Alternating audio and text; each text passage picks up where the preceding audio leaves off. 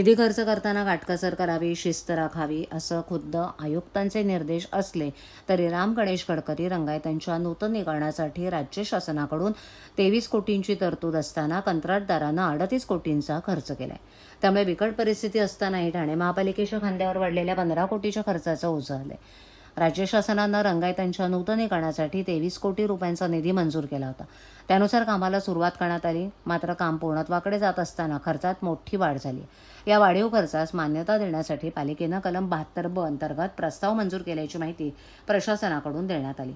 नूतनीकरणाच्या कामांमध्ये नवीन आसन व्यवस्था, रंगमंचाचं आधुनिकीकरण, अग्निसुरक्षा यंत्रणा, सजावटीचं छत, सराव कक्ष, वाहनतळाची सुविधा तसंच स्वच्छतागृहांचं नूतनीकरण यांचा समावेश करण्यात आला. या सुविधांमुळे रंगायतन अधिक सुसज्ज झालं असलं तरी खर्चात सुमारे 65% वाढ झाल्यानं आर्थिक नियोजनाबाबत प्रश्न उपस्थित होतोय.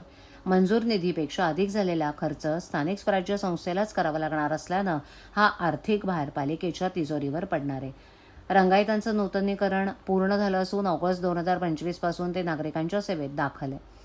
आधुनिक सुविधांमुळे सांस्कृतिक कार्यक्रमांसाठी अधिक सक्षम व्यासपीठ उपलब्ध झालं असलं तरी वाढीव खर्चाची रक्कम, कंत्राटदाराची देयकं आणि निधी व्यवस्थापन याबाबतचे प्रश्न अद्याप कायम आहेत.